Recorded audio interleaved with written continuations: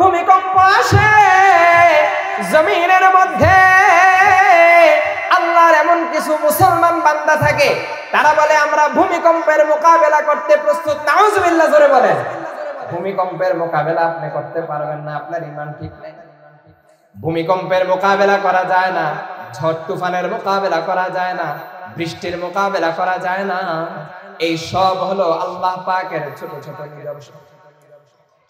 এই জন্য ঈমান আগে ঠিক রাখতে হবে। এটা আল্লাহ পাকের দেওয়া বড় দৌলত। আল্লাহ পাকের জাতের মধ্যে, আল্লাহ পাকের সিফাতের মধ্যে কাউকে শরীক করা, এই শিরিকের আবার তিনটা প্রকার আছে। শিরিক ফিল ইবাদাত, শিরিক ফিল জাত, শিরিক ফিল সিফাত। এগুলা বিস্তারিত লম্বা আলোচনা, সেই দিকে যাব। যাই হোক, শিরিকের গুনাহ এমন একটা গুনাহ যে এই গুনাহটা আল্লাহ পাক রব্বুল আলামিন মাফ করবেন না। অন্য যত গুনাহ আছে আল্লাহ যদি চান তাহলে মাফ করবেন। আমার আওয়াজ যত দূর পর্যন্ত যাচ্ছে, আমি সকলকে কথা বলতেছি, খবরদার, মানুষকে যারা ব্ল্যাক ম্যাজিক করবে, কালো জাদু করবে, দুনিয়াতে কোনোদিন সে শান্তি পাবে না, তার শান্তি নষ্ট হয়ে যাবে। আমার নিজের চোখে দেখা এমন অনেককে দেখছি। দুনিয়াতে কোনো শান্তি থাকতে পারবেন না, স্ত্রী নিয়েও শান্তি নেই, বাচ্চা নিয়েও শান্তি নেই, অনেক টাকার মালিক হইলেও আপনার কোনো শান্তি হবে না। দুনিয়ার জিন্দেগি তো শান্তি নাই। নবী আলাইহিস সালাতু ওয়াস সালাম বলেছেন, যারা এই ধরনের জাদুটোনা করে, এই জাদুটোনার গুনাহ এমন একটা গুনাহ যেটা মানুষকে ধ্বংস করে দেয়। এই জন্য এগুলা থেকে বেঁচে থাকতে হবে। কেউ যদি আপনার উপর জুলুম করে, অত্যাচার করে, বিচার দিবেন কার কাছে? আরো জোরে বলেন, কার কাছে? আল্লাহ পাক তার যতটুকু বিচার করতে পারবে, আপনি কিন্তু ততটুকু পারবেন না। আপনি আল্লাহর কাছে বিচার দেন, 2 ফোঁটা চোখের পানি ফালান, আল্লাহ তাকে দেখে নিবে, সেটা আল্লাহর উপর ছেড়ে দেন। আর আপনি যদি তাকে মাফ করে দিতে পারেন, এটা হবে মহৎ গুণ। নবী আলাইহিস সালাতু ওয়াস সালাম কারো থেকে কখনো কোনো প্রতিশোধ নিতেন না। আল্লাহর হাবিব সাল্লাল্লাহু আলাইহি ওয়াসাল্লামের মধ্যে ক্ষমার গুণ ছিল। আসসালামু আলাইকুম ওয়া রাহমাতুল্লাহি ওয়া বারাকাতুহু।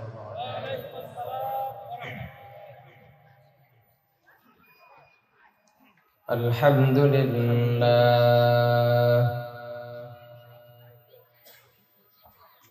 আলহামদুলিল্লাহ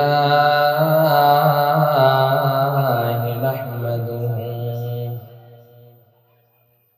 ওয়া নাস্তাঈনুহু ওয়া নাস্তাগফিরুহু ونستغفره ونؤمن به ونتوكل عليه ونعوذ بالله من شرور أنفسنا ومن سيئات أعمالنا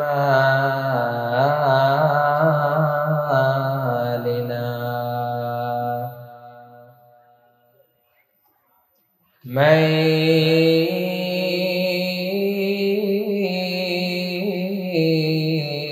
يهده الله فلا مضل له ومن يضلله فلا هادي له ونشهد أن لا إله إلا الله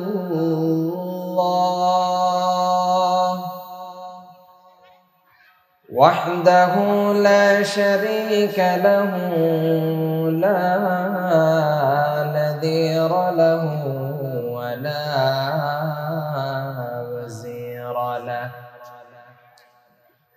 ولا وزير له ولا مشير له ولا معين له وصلى الله على سيد الرسل وخاتم الأنبياء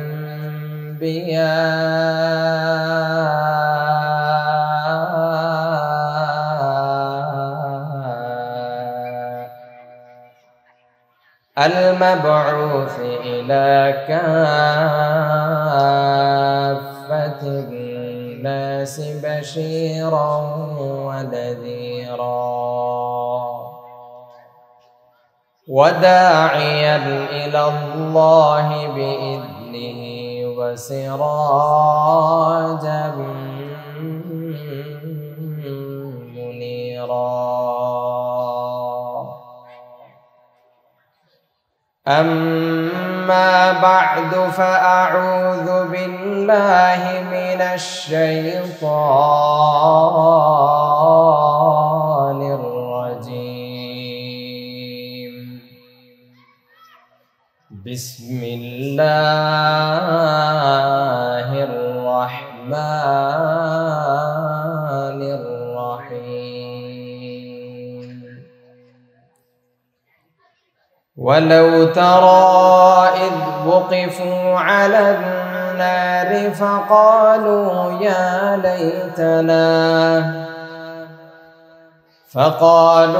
يا ليتنا نرد ولا نكذب بآيات ربنا ونكون من المؤمنين.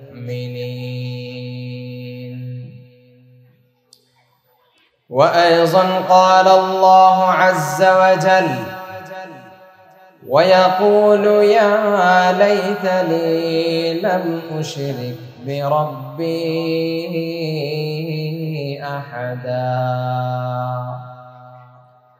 آمنت بالله صدق الله العلي العظيم وصدق رسوله النبي الكريم ونحن على ذلك لمن الشاهدين والشاكرين والساجدين والحمد لله رب العالمين. সকলেই মুহাব্বতের সাথে দুরূদ শরীফ পড়ি। আল্লাহুম্মা সাল্লি আলা মুহাম্মাদিন ওয়া আলা আলি মুহাম্মাদ কামা সাল্লাইতা আলা ইব্রাহিম ওয়া আলা আলি ইব্রাহিম ইন্নাকা হামিদুম মাজিদ। اللهم بارك على محمد وعلى آل محمد كما باركت على إبراهيم وعلى آل إبراهيم إنك حميد مجيد। जिन खाक पे चलते हैं शहंशाह दो आलम वो चश्मों का सुरमा है मदीने की गली में वो चश्मों का सुरमा है मदीने की गली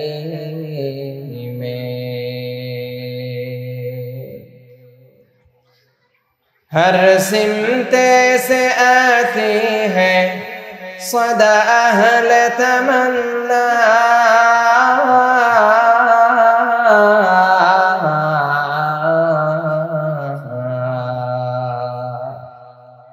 महबूब का चर्चा है मदीने की गली में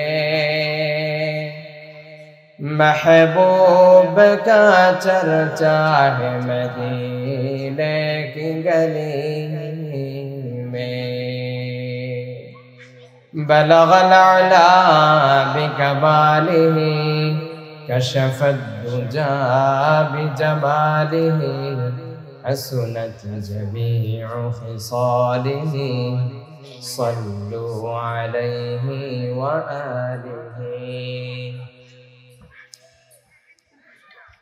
জামিয়া রহমানিয়া সৌতুল হেরা এর ফারিগিন ছাত্রদের দস্তারবন্দি ও বার্ষিক ওয়াজ মাহফিলের সম্মানিত সভাপতি, প্রধান অতিথি, সেরেতাজ হজরাতে উলামায়ে কেরাম, আমার সামনে উপবিষ্ট বাবার বয়সী, দাদার বয়সী মুরব্বিয়ানে আযম, কলিজার টুকরা যুবক ভাইয়েরা, পর্দার আড়ালে মা ও বোনেরা, আল্লাহ পাক রব্বুল আলামিন ইহসান করে, অনুগ্রহ করে, দয়া করে, মায়া করে কোরআনের এই বাগানে আমাদেরকে এনে জমা করে দিয়েছেন।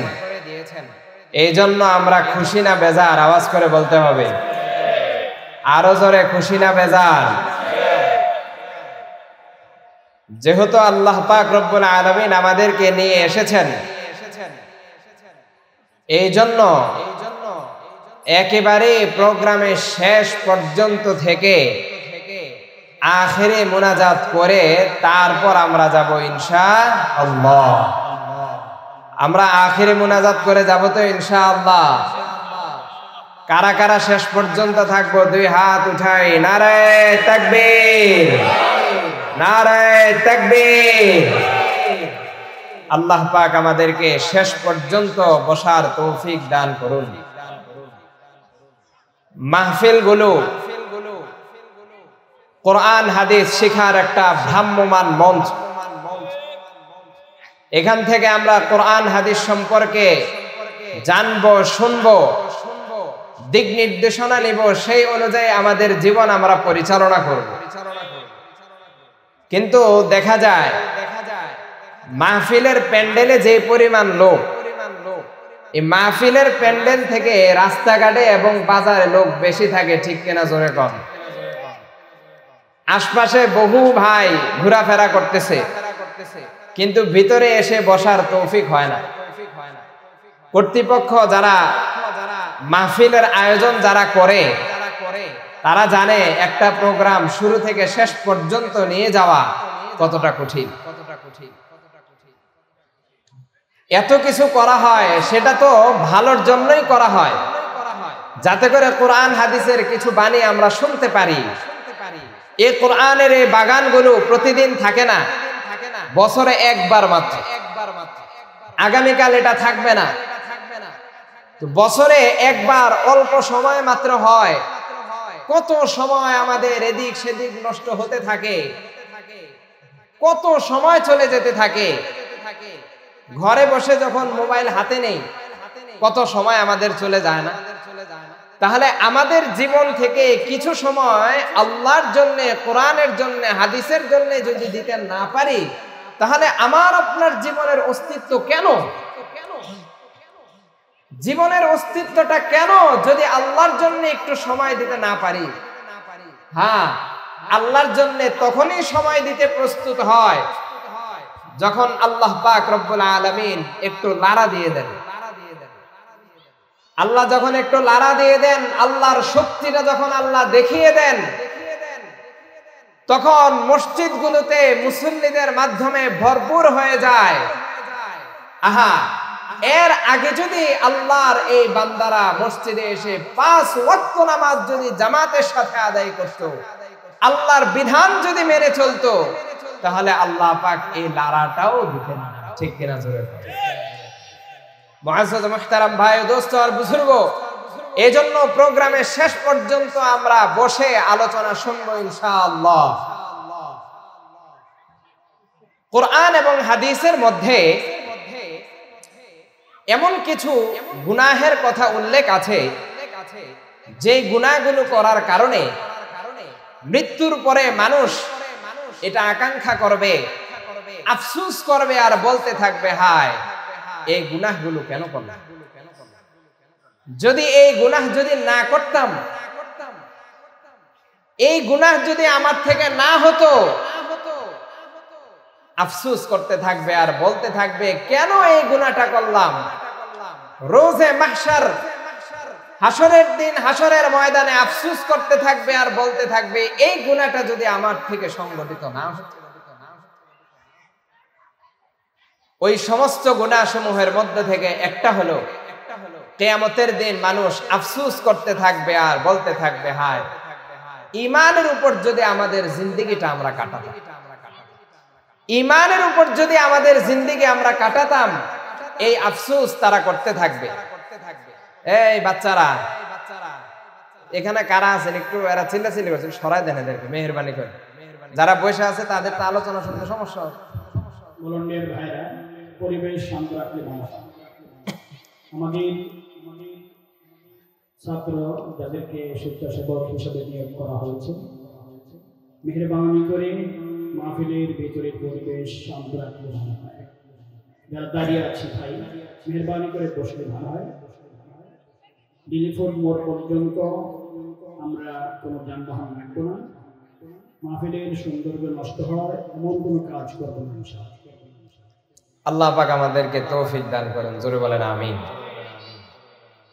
তো কিয়ামতের দিন মানুষ আফসোস করতে থাকবে আর বলতে থাকবে, হায় ঈমানের উপর জিন্দেগিটা কেন কাটালাম না।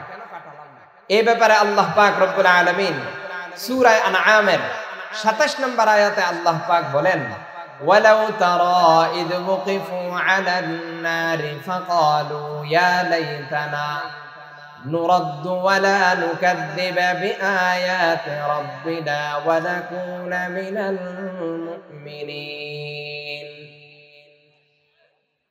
আল্লাহ পাক বলেন, ওয়ালাউ তারা, যদি আপনি দেখতেন, লারাআইতা আমরান আযীমান, এক ভয়াবহ অবস্থা আপনি দেখতে পেতেন। ইয ওয়াকিফু আলান নার, যখন তাদেরকে জাহান্নামের উপর দাঁড় করানো হবে, দোজখের উপর যখন দাঁড় করানো হবে, ফাকালু, তারা বলতে থাকবে, ইয়া লাইতানা নুরাদ্দু, হায় আফসোস যদি আমাদেরকে ফিরিয়ে দেওয়া হতো, ওয়ালা নুকাযযিবা বিআয়াতি রাব্বিনা, তাহলে আমাদের রবের আয়াতসমূহ আমরা অস্বীকার করতাম না, ওয়া নাকুনা মিনাল মুমিনিন, এবং আমরা ঈমানদারদের অন্তর্ভুক্ত। আচ্ছা বলেন তো, কিয়ামতের দিন, কিয়ামতের ময়দানে, রোজে মাহশারে এমন আফসোস যদি কেউ করে, তাহলে কোনো লাভ আছে? কোনো লাভ হবে না, কোনো ফায়দা হবে না। আল্লাহ পাক রব্বুল আলামিন যা সুযোগ দেওয়ার দুনিয়াতে দিয়েছেন, আখিরাতে রোজে মাহশারে যত আফসোস করেন কোনো লাভ হবে না। তাহলে এক নাম্বার গুনাহ হলো, মানুষ আফসোস করতে থাকবে আর বলতে থাকবে, হায় ঈমানের উপর যদি জিন্দেগিটা কাটাতে পারতাম। ঈমানের উপর জিন্দেগি কাটায় নাই, তার মানে কাফের অবস্থায় তার মৃত্যু হয়েছে, কুফর অবস্থায় তার মৃত্যু হয়েছে। কুফর কাকে বলা হয়? যেই জিনিসগুলোর উপর ঈমান আনা আবশ্যক, ওই জিনিসগুলোর উপর সে ঈমান আনে নাই। আল্লাহকে সে এক বলে স্বীকার করে নাই, আল্লাহ পাকের সিফাতকে সে অস্বীকার করেছে, গুণাবলীকে অস্বীকার করেছে। সে একজন মাবুদ না, বরং একাধিক মাবুদ সে মেনেছে। ফেরেশতাগণকে সে অস্বীকার করেছে। আসমানি যে কিতাব আছে, আসমানি কিতাব সমূহের মধ্য থেকে কোন একটা কিতাবকে সে অস্বীকার করেছে। আম্বিয়ায়ে কেরাম আলাইহিমুস সালাতু ওয়াস সালাম গণের মধ্য থেকে কোন একজন নবীকে সে অস্বীকার করেছে। কিয়ামতের দিবসকে সে অস্বীকার করেছে। আল্লাহ পাকের অকাট্য যে বিধান আছে, এই বিধানকে সে অস্বীকার করেছে। নবী মুহাম্মদুর রাসূলুল্লাহ সাল্লাল্লাহু আলাইহি ওয়াসাল্লাম যা কিছুর সংবাদ দিয়েছেন, এগুলোকে সে মানে নাই, বিশ্বাস করে নাই। এই সব সূরতে তাকে কাফের বলা হবে, কারণ সে এগুলো বিশ্বাস করে নাই, মানে। আর কাফেরের প্রতিদান কি হবে? আল্লাহ পাক রব্বুল আলামিন কাফেরদের জন্য জাহান্নাম প্রতিদান হিসাবে আল্লাহ পাক প্রস্তুত করে রেখেছেন। আল্লাহ পাক রব্বুল আলামিন কোরআনে কারীমের সূরা বাকারার 24 নম্বর আয়াতে আল্লাহ পাক বলেন, ফাত্তাকুন নারাল্লাতী ওয়াকুদুহান নাস ওয়াল হিজারা উইদ্দাত লিল কাফিরিন। আল্লাহ পাক বলেন, ওই আগুনকে তোমরা ভয় করো, আল্লাতী ওয়াকুদুহান নাস ওয়াল হিজারা, যে আগুনের ইন্ধন হবে মানুষ এবং পাথর। এটা কাদের জন্য প্রস্তুত করে রাখা হয়েছে? উইদ্দাত লিল কাফিরিন। আল্লাহ পাক বলেন, এটা কাফেরদের জন্য প্রস্তুত করে রাখা হয়েছে। অন্য এক আয়াতে সূরা নিসার 36 নম্বর আয়াতে আল্লাহ পাক বলেছেন, ওয়া আ'তাদনা লিল কাফিরিনা আযাবাম মুহিনা। আল্লাহ পাক বলেন আমি কাফেরদের জন্য লাঞ্ছনাদায়ক শাস্তি আমি কাফেরদের জন্য প্রস্তুত করে রেখেছি। এই কাফেরদেরকে এবং মুনাফিকদেরকে আল্লাহ পাক রব্বুল আলামিন জাহান্নামে একত্রিত করবেন, তাদেরকে জাহান্নামে আল্লাহ পাক একসাথে করবেন। সূরা নিসার 140 নম্বর আয়াতে আল্লাহ পাক বলেন ইন্নাল্লাহা জামিউল মুনাফিকিনা ওয়াল কাফিরিনা ফি জাহান্নাম জামিআ। নিশ্চয়ই আল্লাহ পাক রব্বুল আলামিন মুনাফিকদেরকে এবং কাফেরদেরকে জাহান্নামে একত্রিত করবেন। জান্নাত আল্লাহ পাক রব্বুল আলামিন কাফেরদের উপর হারাম করে দিয়েছেন। ঈমান নিয়ে যে দুনিয়া থেকে যেতে পারে নাই তার চিরস্থায়ী ঠিকানা হবে জাহান্নাম। আর ঈমানদারদের চিরস্থায়ী ঠিকানা কোথায়? জোরে আওয়াজ করে বলেন, আরো জোরে বলেন কোথায়?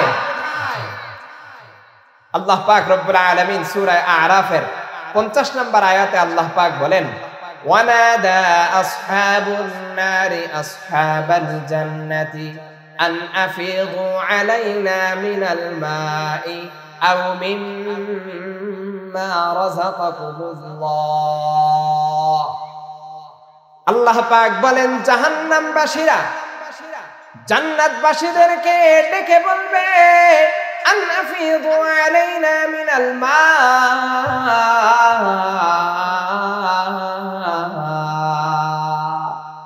বলবে আমাদের উপর একটু পানি ঢেলে দাও, একটু পানি ঢেলে দাও। জাহান্নামবাসীদের পান করার জন্য কোনো পানি থাকবে না, বরং তাদের জন্য থাকবে পুজ। পুজ থাকবে, এই পুজ রক্ত এগুলো তাদের খাদ্য হবে। তারা জান্নাতবাসীদেরকে বলবে আমাদের উপর একটু পানি ঢেলে দাও। আও মিম্মা রাযাকাকুমুল্লাহ, অথবা আল্লাহ তোমাদের যে রিজিক দিয়েছেন ওই রিজিক থেকে সামান্য কিছু রিজিক আমাদেরকে। জান্নাতবাসীরা কত নাজু নেয়ামতের মধ্যে থাকবে, কত আরাম আয়েশের মধ্যে থাকবে।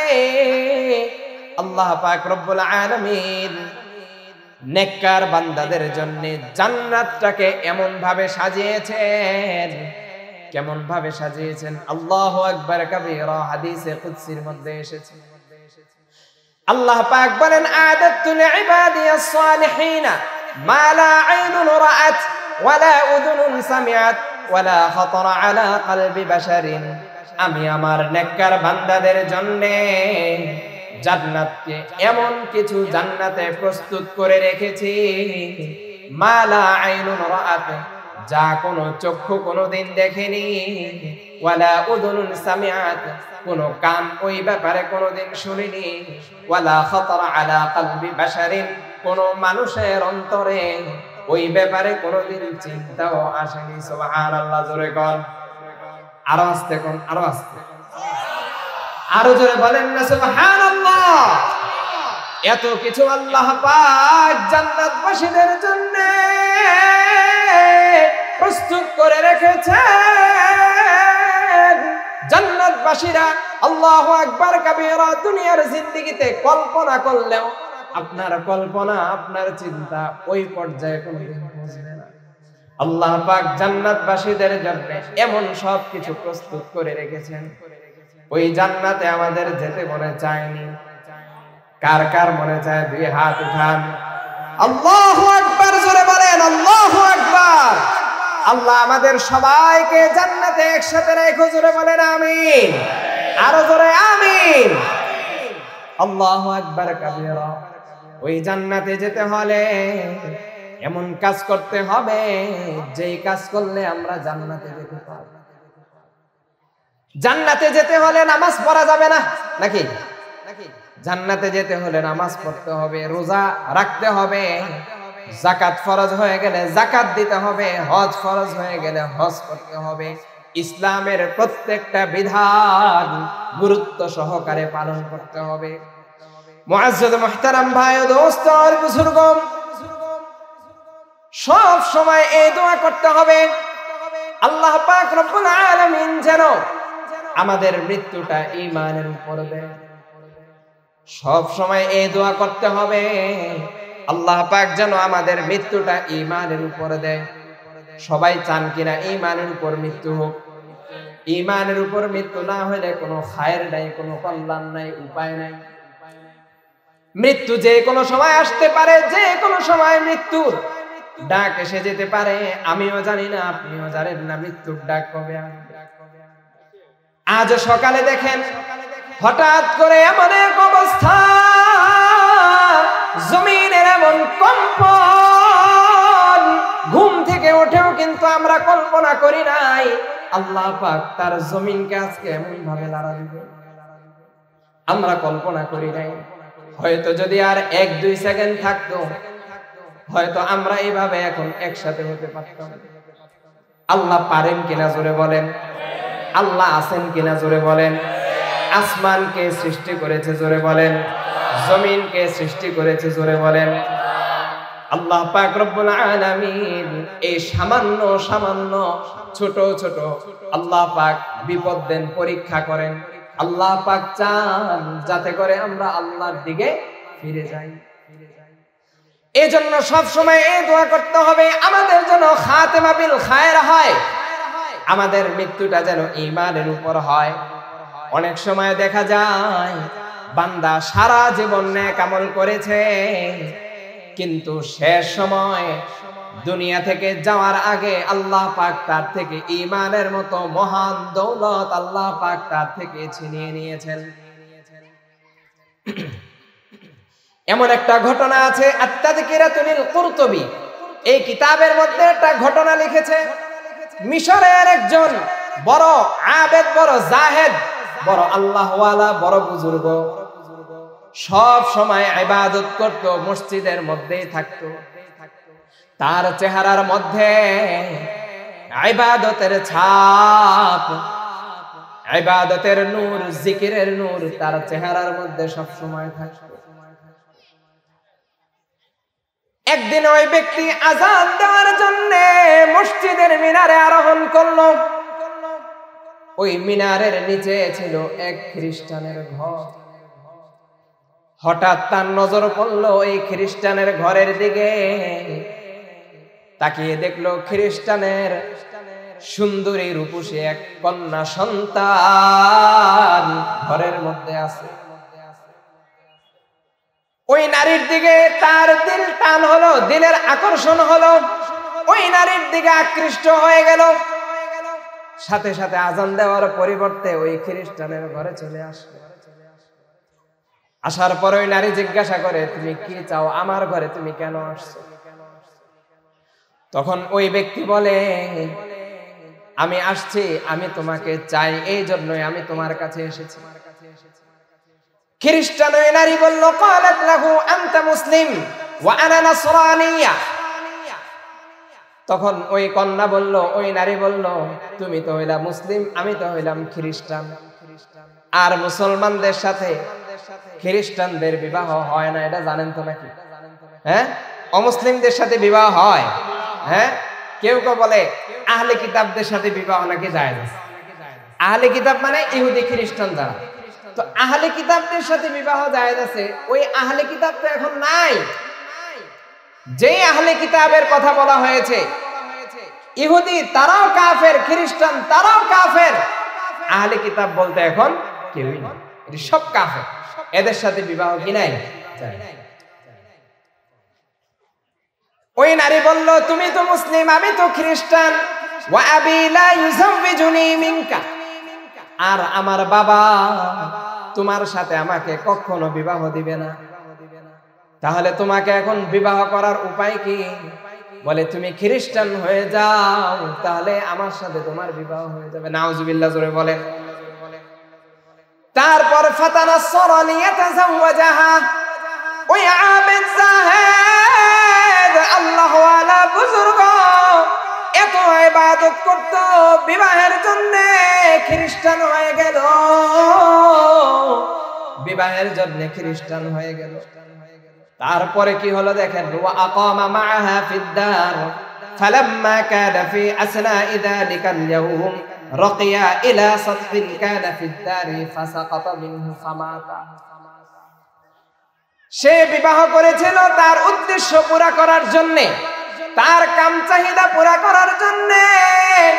ওই দিনই সে কোনো প্রয়োজনে ওই ঘরের ছাদের উপর সে আরোহণ করেছে, কোনো এক কারণে ছাদে গিয়েছে, সেখান থেকে পা পিছলে জমিনের মধ্যে পড়ে সাথে সাথে তার মৃত্যু হয়ে যায়, ইন্তেকাল হয়ে যায়। দেখেন তার মৃত্যুটা ঈমানের উপর হইল নাকি খ্রিস্টান হওয়ার পরে হইল?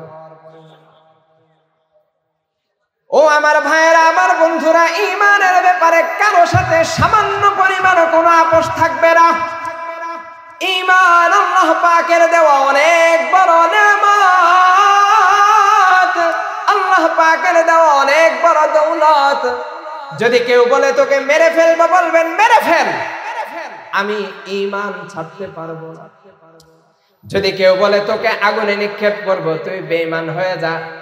যদি আপনি মুমিন হন, যদি মুসলমান হয়ে থাকেন, আপনি বলবেন না তুই আগুনে নিক্ষেপ কর, তুই আমাকে আগুনে দিবি, আল্লাহ আমাকে জান্নাতে দিয়ে দিবে। আল্লাহু আকবার জোরে বলেন।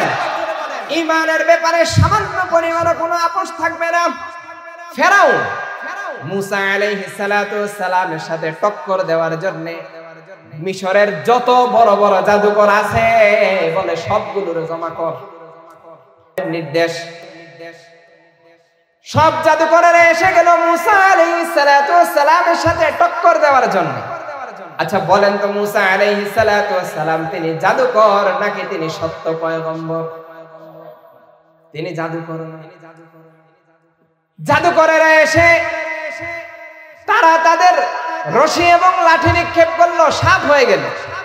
মুসা আলাইহিস সালাতু ওয়াস সালাম লাঠি নিক্ষেপ করলেন, সাপ হয়ে গেল। কিন্তু মুসা আলাইহিস সালাতু ওয়াস সালামের লাঠি যে সাপ হয়ে গেল, ওই সাপ তাদের যে জাদুর ভেলকি গুলো আছে সবগুলোকে গ্রাস করে দিল। এই অবস্থা দেখে জাদুকরেরা সাথে সাথে মুসা আলাইহিস সালাতু ওয়াস সালামের উপর ঈমান নিয়ে আসলো। আল্লাহু আকবার। قالوا آمنا برب العالمين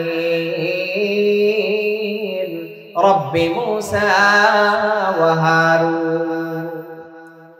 তারা বলল আমরা জগৎ সমূহের রব আল্লাহর প্রতি আমরা ঈমান নিয়ে এসেছি, মুসা এবং হারুনের রবের উপর ঈমান নিয়ে এসেছি। ফেরাউন বলে এটা কি করলা, আনলাম আমি তোমাদেরকে, তোমরা ঈমান আল্লাহ, আমার একটু অনুমতিও চাইলাম। قال آمنتم له قبل أن آذن لكم।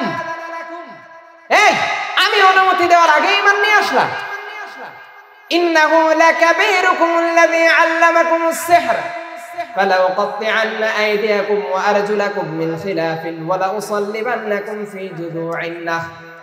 তোমাদের হাত পা আমি বিপরীত দিক থেকে কেটে দিব, ডান হাত কেটে দিব, বাম পা কেটে দিব, অথবা বাম পা কেটে দিব, ডান হাত কেটে দিব, বিপরীত দিক থেকে কেটে দিব, এবং আমি তোমাদেরকে শরীরে চড়াবো।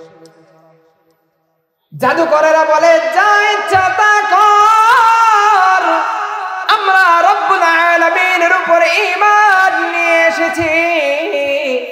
তুই যদি আমাদেরকে চাস মেরে ফেলতে মেরে ফেল, কোনো সমস্যা নাই।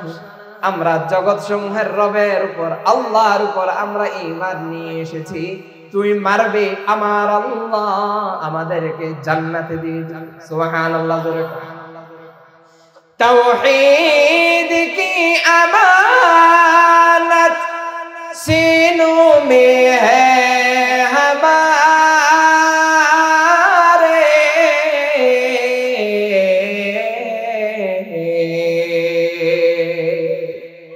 आसान मिटाना नाम निशा हमारे,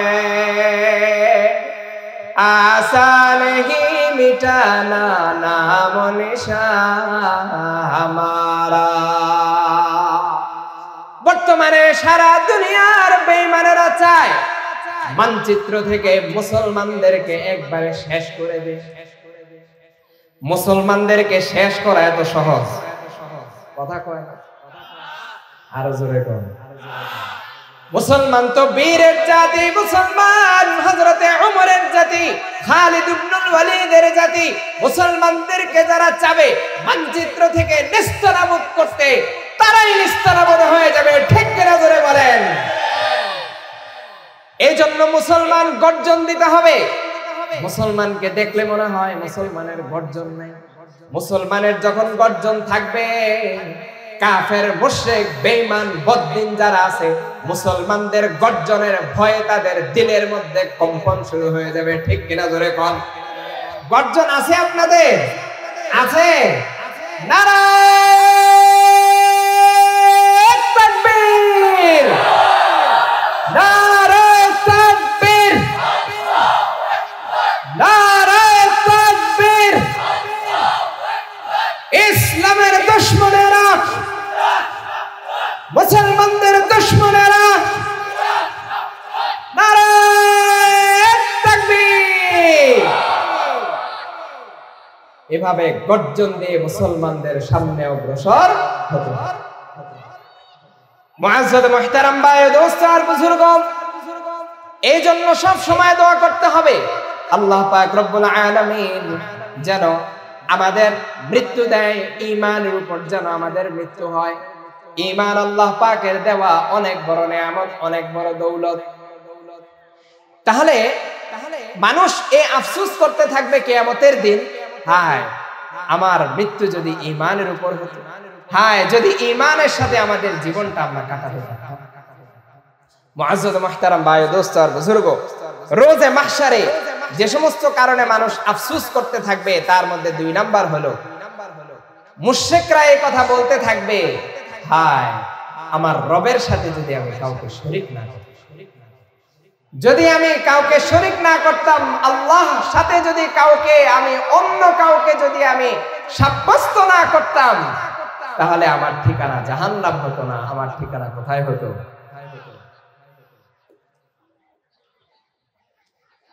আল্লাহ পাক রব্বুল আলামিন কোরআনে কারীমের সূরা কাহফের 42 নম্বর আয়াতে আল্লাহ পাক বলেন, ওয়ায়াকুলু ইয়া লাইতানি লাম উশরিক বিরাব্বি আহাদা। ওই ব্যক্তি কথা বলতে থাকলো, ইয়া লাইতানি, হায় আফসোস, লাম উশরিক বিরাব্বি আহাদা, আমি যদি আমার রবের সাথে যদি কাউকে শরীক না করতাম। শিরিক কাকে বলা হয়? শিরিক বলা হয় আল্লাহ পাকের জাত, আল্লাহ পাকের সিফাতের মধ্যে অন্য কাউকে শরীক করা। আল্লাহ পাকের জাত মানে আল্লাহর সত্তা, আল্লাহর সত্তার মধ্যে কাউকে শরীক করা। তার মানে আল্লাহ একজন না, সে 2 জন মানে 3 জন মানে। খ্রিস্টানেরা 3 আল্লাহ মানে, কয়জন মানে? 3 জন মানে।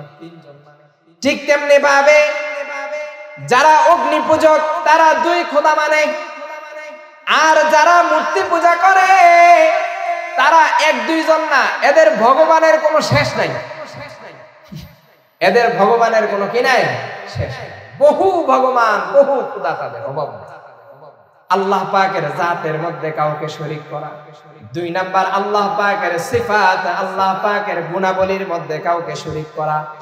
আল্লাহ পাকের গুণাবলীর ব্যাপারে কারো ব্যাপারে এই চিন্তা করা, চাই সে তিনি ফেরেশতা হোক বা নবী হন, ওলি হন, শহীদ হোক, পীর হোক, ইমাম হোক, আলেম হোক, খতিব হোক, মুহাদ্দিস হোক, মুফাসসির হোক, তার ব্যাপারে এই চিন্তা করা যে আল্লাহর মধ্যে যে সিফাত আছে তার মধ্যেও এই সিফাত আছে, নাউজুবিল্লাহ। তাহলেও এই ব্যক্তি মুশরিক। এই ধরনের ইতিকাদ, এই ধরনের বিশ্বাস রাখা যাবে না। আচ্ছা বলেন তো, সর্বশক্তিমান কে? আরো জোরে বলেন, কে? আচ্ছা, এই ধরনের কথাও কিন্তু মানুষ বলে। এই যে যখন করোনা আসছিল না, করোনার সময় কিছু লোক এই কথা বলছিল, আমরা করোনার মোকাবেলা করার জন্য প্রস্তুত। আরে বলছেন এই কথা? সূরা নিসার 48 নম্বর আয়াতে আল্লাহ পাক বলেন, ইন্নাল্লাহা লা ইয়াগফিরু আন ইউশরাকা বিহি ওয়া ইয়াগফিরু মা দুনা যালিকা লিমান ইয়াশা। আল্লাহ পাক বলেন, নিশ্চয়ই আল্লাহ পাক শিরিকের গুনাহ তিনি maaf করবেন না ওয়া ইয়াগফিরু মা দুনা যালিকা লিমান ইয়াশা শিরিক ছাড়া যার ব্যাপারে চান যেই গুনাহ চান তিনি maaf করে দিতে পারেন আল্লাহ আমাদেরকে maaf করতে বাধ্য নন আল্লাহ পাক যদি আমাদেরকে maaf করেন সেটা আল্লাহ পাকের ইহসান আল্লাহ পাকের অনুগ্রহ আল্লাহ পাকের ইনসাফ আমাদেরকে maaf করা আল্লাহ বাধ্য না জানেন তো নাকি maaf করতে আল্লাহ কি নন বাধ্য না আমাদেরকে maaf করে এটা আল্লাহ পাকের ইনসাফ আবার আমাদেরকে শাস্তি দেয় এটাও আল্লাহ পাকের ইনসাফ জমিনের মধ্যে আমরা যে পরিমাণ গুনাহ করি প্রত্যেকটা গুনাহ যদি আল্লাহ ধরে ধরে ধরে ধরে আমাদেরকে শাস্তি দিতেন দুনিয়ায় থাকা সম্ভব কত গুনাহ আমরা করি সারা দিন গুনাহ হতে থাকে চোখের গুনাহ হাতের গুনাহ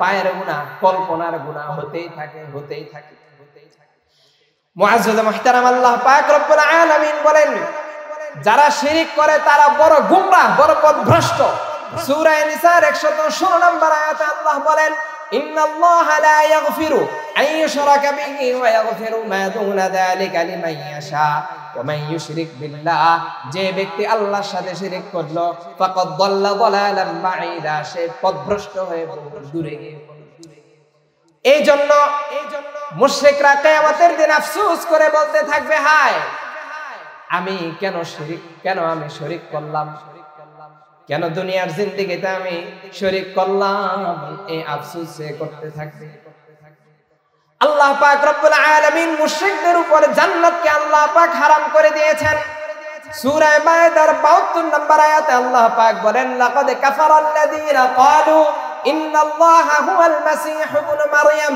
ওয়া ক্বালাল মাসীহু ইয়া বানী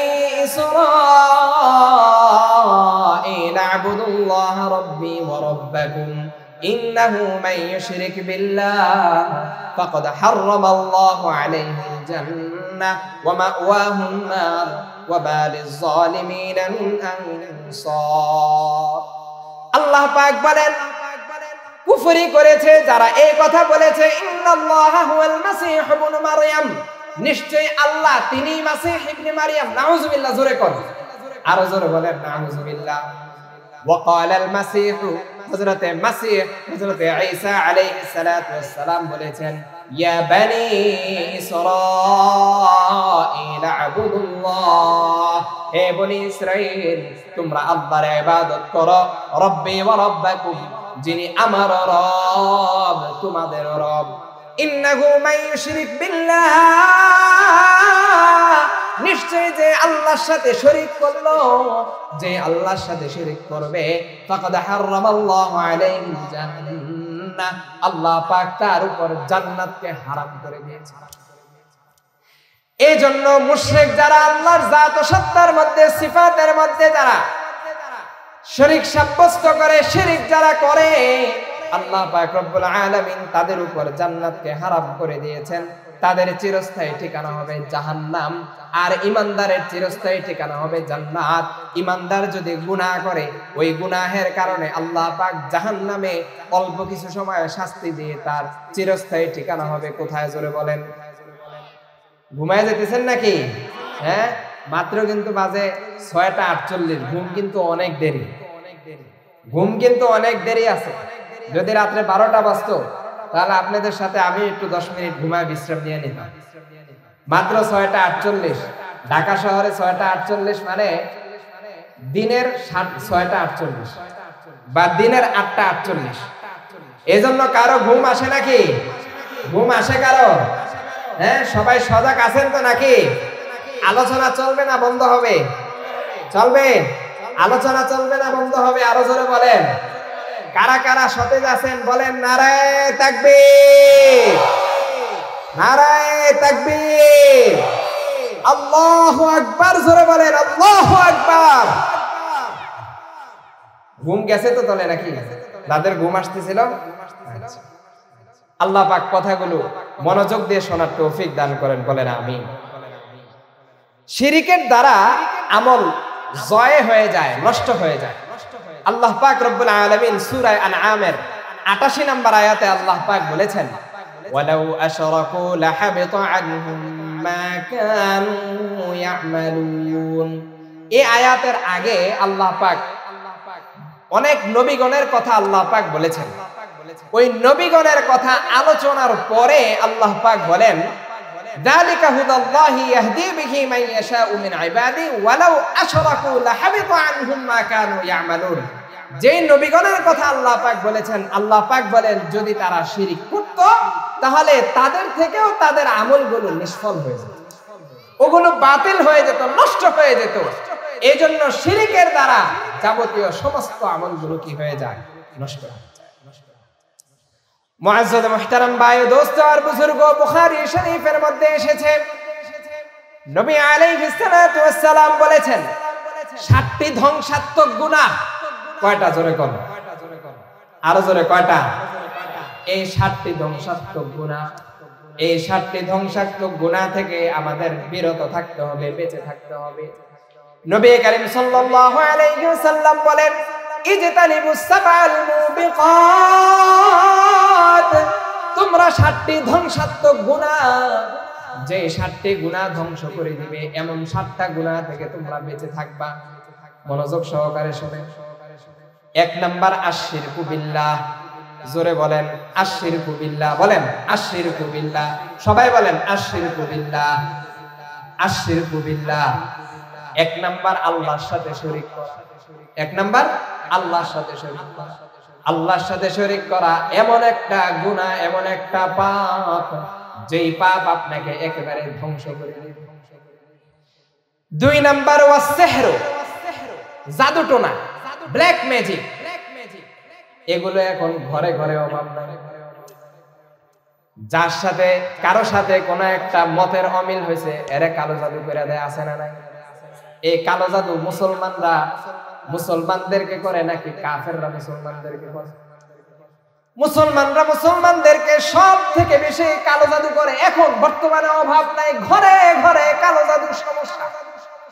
এই কালো জাদু যারা জাদু করে, ব্ল্যাক ম্যাজিক যারা করে, এটা এমন একটা গুনাহ।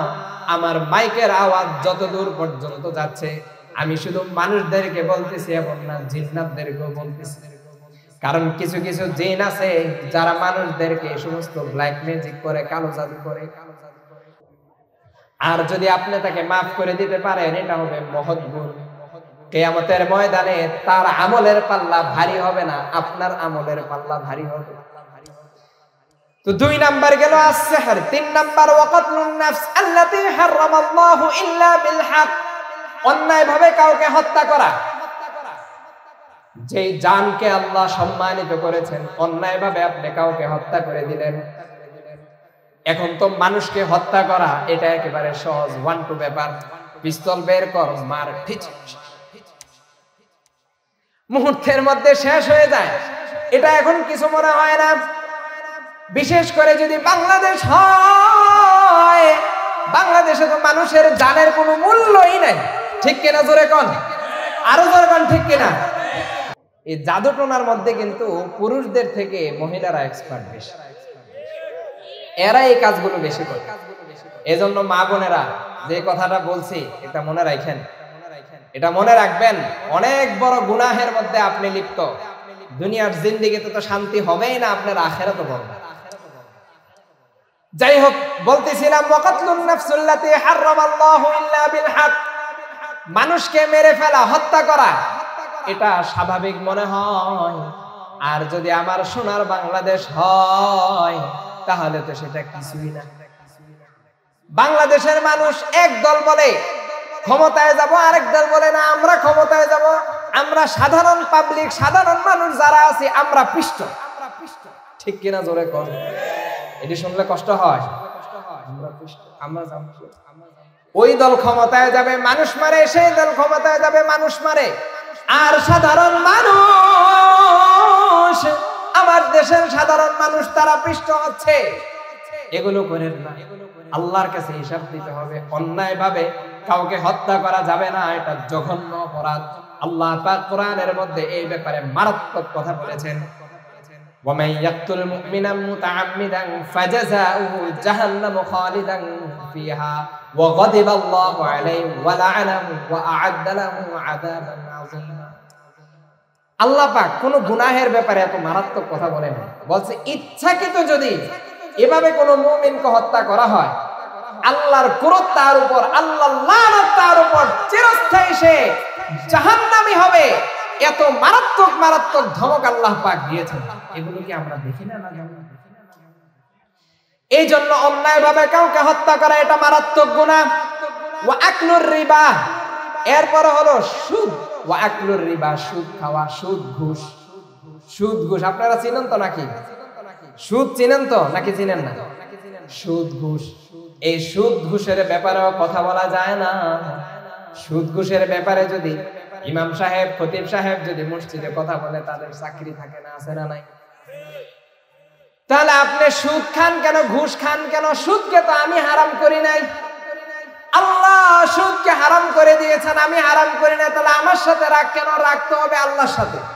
মাআযাল্লাহ, আপনার রাগ করতে বলেছে, আল্লাহর সাথে রাগ করেন, ইমামের সাথে, খতিবের সাথে রাগ কিসের?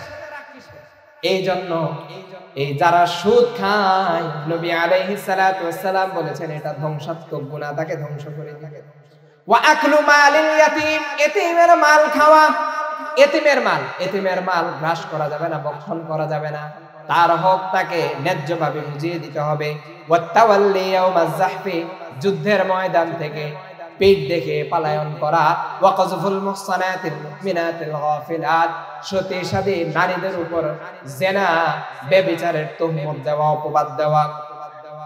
এই ধরনের গুনাহ থেকে আমাদের বেঁচে থাকতে হবে। সবগুলো থেকে আমার যে কারণে হাদিসটা বলা, আশিরকু বিল্লাহ, আল্লাহর সাথে শিরিক করা, এটা এমন একটা গুনাহ, এমন একটা অপরাধ যেটা একেবারে মানুষকে ধ্বংস করে দেয়।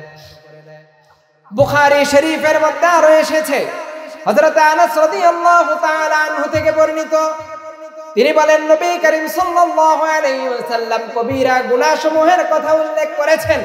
তার মধ্যে তিনি বলেছেন আশিরকু বিল্লাহ ওয়া কতলুন নাফস ওয়া উকুকুল ওয়ালিদাইন। এই ভালো করে শুনেন, 1 নাম্বার আশিরকু বিল্লাহ, আল্লাহর সাথে শিরিক করা। 2 নাম্বার ওয়া কতলুন নাফস, অন্যায়ভাবে কাউকে হত্যা করা কবিরা গুনাহ। 3 নাম্বার ওয়া উকুকুল ওয়ালিদাইন, বাবা মার অবাধ্য হওয়া, বাবা মার নাফরমানি করা। বাবা মার নাফরমানি এটাও সমাজের মধ্যে একেবারে স্বাভাবিক হয়ে গেছে। ও আমার যুবক ভাইরা, আমার বন্ধুরা, হাতে ধরি, পায়ে ধরি, বাবা মার সাথে খারাপ ব্যবহার করে। আপনার বাবা মা, আপনার মা আপনার জন্য এত কষ্ট করেছে, আপনি যদি আপনার শরীরের চামড়া কেটে যদি আপনি জুতা বানিয়ে দেন, ওই মায়ের 1 ফোঁটা দুধের ঋণ কোনদিন আপনি পরিশোধ করতে পারবেন না। এই জন্য বর্তমান সমাজের মধ্যে বৃদ্ধাশ্রম নামে একটা গজব খুলছে, জানেন তো? বৃদ্ধাশ্রম, এটা বৃদ্ধাশ্রম না, এটা গজব। বাবা মা বৃদ্ধ হয়ে গেলে তাকে বৃদ্ধাশ্রমে কেন পাঠানো হবে? সন্তান তো তাকে আরো আদর করে, মায়া করে, ভালোবাসা দিয়ে বাবা মাকে তার সাথে। বাবা মা বৃদ্ধ যখন হয়ে যায়, অনেক কথা বলে, এক কথা 3 বার 4 বার বলে, আর আপনি বিরক্ত হয়ে যান। ধুর, এক কথা এতবার বলতে হয়, একবার বলছেন শুনছি না, এ কথা বলেন কিনা? ও আমার, আপনিও এক সময় ছোট ছিলেন, এক কথা আপনার বাবাকে, মাকে না হয় কমপক্ষে 14 বার বলছেন, বাবা আজকে বাইরে গেলে কিন্তু আমার জন্য এটা আনবা। আচ্ছা ঠিক আছে বাবা আন, আবার একটু পরে ঘুরে আসে, এসে বলে বাবা বাইরে গেলে কিন্তু আজকে আমার জন্য এটা আনবা। আবার ঘুরে যায়, আবার এসে বলে বাবা আমার জন্য এটা কিনে আনবা। বাবা বলে আচ্ছা বাবা শুনছি তো, এনে দিব, বলে কিনে। তাহলে দেখেন ছোটবেলা আপনি আপনার বাবা মাকে কতবার বলেছেন, তারা বিরক্ত হয় না। বাবা মা যখন বৃদ্ধ হয়ে যায়, তারা যখন বলে, তখন আপনি বিরক্ত কেন? এই জন্য বাবা মার সাথে কখনো খারাপ ব্যবহার করবা না আমার যুবক ভাইয়েরা, বরং তাদের জন্য দোয়া করতে হবে। দোয়াটা জানেন তো সবাই? বলেন রব্বির হামহুমা কামা রব্বায়ানি সগীরা। সবাই বলেন না, রব্বির হামহুমা কামা রব্বায়ানি সগীরা। এই জন্য বাবা মার নাফরমানি করা, বাবা মার অবাধ্য হওয়া, এটা কবিরা গুনাহ, নবী আলাইহিস সালাতু ওয়াস সালাম বলেছেন। যাই হোক, 2 নাম্বার বললাম শিরিক, এই শিরিকের গুনাহের কারণে কিয়ামতের দিন মানুষ কি করতে থাকবে? আফসোস করতে থাকবে। 3 নাম্বার যে গুনাহের কারণে মানুষ কিয়ামতের দিন আফসোস করতে থাকবে, বলবো না? আপনাদের চেহারায় মনে হইতেছে না যে আলোচনা চালাই। হ্যাঁ, চলবে? আচ্ছা, কতক্ষণ চলবে? আর বেশি না, 15-20 মিনিট যান, এরপর আপনাদের ছুটি, নামাজের ছুটি। ছুটি না, ছুটি তো আজকে একবারে দোয়া করার পরে ছুটি, এর আগে কোনো কি নাই, ছুটি নেই। মনে আছে তো সবার? দোয়া করে যেতে হবে, মনে আছে তো সবার নাকি? মাশাআল্লাহ। এই যে আলহামদুলিল্লাহ, প্যান্ডেল আলহামদুলিল্লাহ অনেক দূর হয়ে গেছে।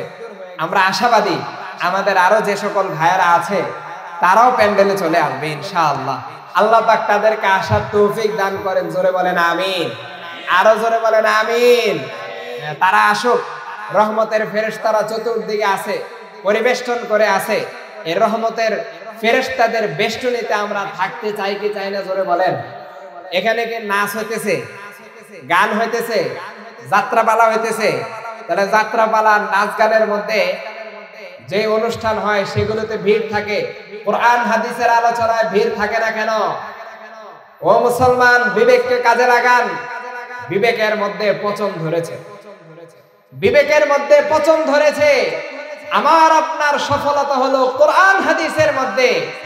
এটাকেই আমরা এখন আল্লাহ হেফাজত করুক বর্জন করেছি এমন একটা অবস্থা। আল্লাহ আমাদেরকে বোঝার তৌফিক দান করেন, সবাই বলেন আমিন। 3 নাম্বার যে গুনাহের কারণে কিয়ামতের দিন মানুষ আফসোস করতে থাকবে আর বলতে থাকবে, হায় যদি নবীর ইত্তেবা করতাম, যদি নবীর অনুসরণ করতাম। আফসোস করতে থাকবে আর বলতে থাকবে। আল্লাহ পাক রব্বুল আলামিন সূরা ফুরকানের 27 নম্বর আয়াতে আল্লাহ পাক রব্বুল আলামিন বলেছেন, وَيَوْمَ يَعَضُّ الظَّالِمُ عَلَى يَدَيْهِ يَقُولُ يَا لَيْتَنِي اتَّخَذْتُ مَعَ الرَّسُولِ سَبِيلًا। আল্লাহ পাক বলেন সেদিন জালেম তার হাত কামড়াতে থাকবে, আফসোস করে তার হাত কামড়াতে থাকবে আর বলতে থাকবে, ইয়া লাইতানি ইত্তাখাযতু মা'আর রাসূলি সাবিলা। হায় যদি রাসূলের সঙ্গে যদি পথ অনুসরণ করতাম। আফসোস করতে থাকবে আর বলতে থাকবে, রাসূলের সঙ্গে যদি পথ অনুসরণ করতাম। আল্লাহু আকবার কাবীরা। দুনিয়াতে রাসূলের অনুসরণ যে করবে, কিয়ামতের দিন রাসূলের কাছাকাছি বেশি সেই হবে। সুবহানাল্লাহ, জোরে কোন, আরো জোরে বলেন সুবহানাল্লাহ। এই জন্য ইত্তিবায়ে রাসূল এটা মুহাব্বতে ইলাহিয়ার সবব। রাসূলের অনুসরণ করবেন, আল্লাহর ভালোবাসা পাবেন। সুবহানাল্লাহ। অনুসরণ করবেন, রাসূলের ভালোবাসা পাবেন কার? আরো জোরে বলেন কার? আল্লাহ পাক রব্বুল আলামিন সূরা আলে ইমরানের 31 নম্বর আয়াতে বলেছেন, কুল ইন কুনতুম তুহিব্বুনাল্লাহ ফাত্তাবিউনি ইউহিব্বুকুমুল্লাহ ওয়া ইয়াগফির লাকুম যুনুবাকুম ওয়াল্লাহু গফুরুর রহিম। আল্লাহ পাক বলেন, যদি তোমরা, আল্লাহ পাক বলেন হে পয়গম্বর আপনি বলুন, ইন কুনতুম তুহিব্বুনাল্লাহ, যদি তোমরা আল্লাহকে মুহাব্বত করতে চাও, ফাত্তাবিউনি, তাহলে তোমরা আমার অনুসরণ করো, ইউহিব্বুকুমুল্লাহ, আল্লাহ তোমাদেরকে ভালোবাসবেন। সুবহানাল্লাহ। শুধু আল্লাহ ভালোবাসবেন এমন নয়, ওয়া ইয়াগফির লাকুম যুনুবাকুম, এবং তোমাদের গুনাহসমূহ আল্লাহ ক্ষমা করে দিবেন। এই জন্য রাসূলের ইত্তেবা এটা মুমিনের জন্য আবশ্যক। অন্য এক আয়াতে সূরা আলে ইমরানের 132 নম্বর আয়াতে আল্লাহ পাক বলেছেন, ওয়া আতিউল্লাহ ওয়ার রাসূল লাআল্লাকুম তুরহামুন, তোমরা আল্লাহ এবং তার রাসূলের আনুগত্য করো যাতে করে তোমাদের উপর রহম করা হয়, যাতে করে তোমাদের উপর দয়া করা হয়, মায়া করা হয়। মুয়াত্তা মালিকের মধ্যে এসেছে, নবী আলাইহিস সালাতু ওয়াস সালাম বলেছেন, দুইটা জিনিসকে যদি ভালোভাবে আঁকড়ে ধরো তাহলে কখনো পথভ্রষ্ট হবে না। কয়টা জিনিস জোরে বলেন? কয়টা? আরো জোরে কয়টা? জোর হয় না। আরো জোরে।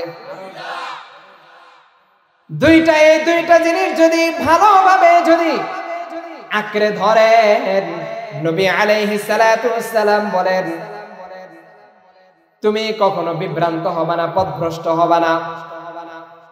নবী আলাইহিস সালাতু ওয়াস সালাম বলেছেন তারাকতু ফীকুম আমরাইন লান তাদিল্লু মা তামাসসাকতুম বিহিমা কিতাবাল্লাহি ওয়া সুন্নাত নবী।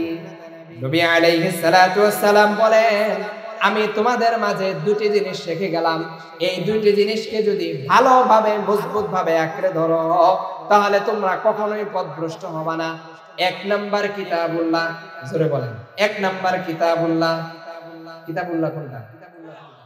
আরো জোরে। এক নাম্বার কোরআন। কোরআনকে যে মজবুতভাবে আঁকড়ে ধরবে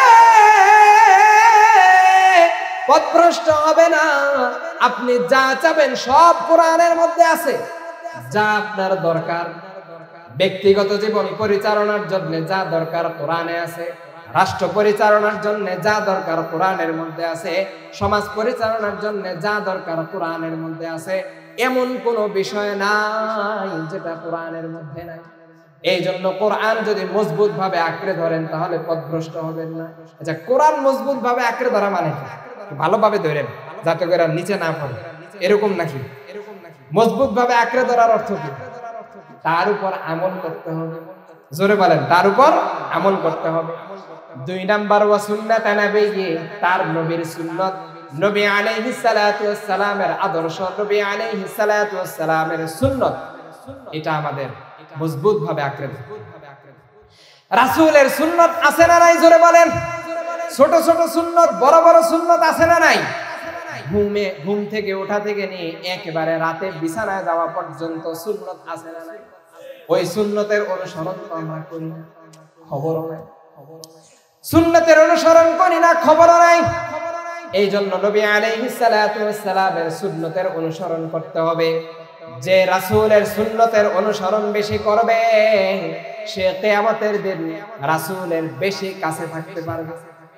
জোরে বলেন না, রাসূলের সুন্নতের অনুসরণ করলে বেশি কাছে থাকা যায়। মুহাম্মদ পর ফিদা হো যাও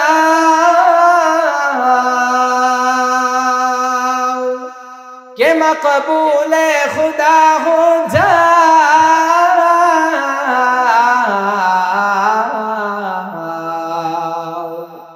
ইস দুনিয়া সে জুদা হো যাও अरे नादान परदेसी।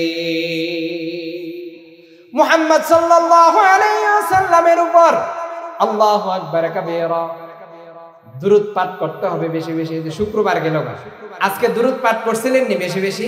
হ্যাঁ, কারা আজকে দুরূদ পাঠ করছেন দেখি? একবার হলেও কারা দুরূদ পাঠ করছেন? দুই হাত উঠান তো।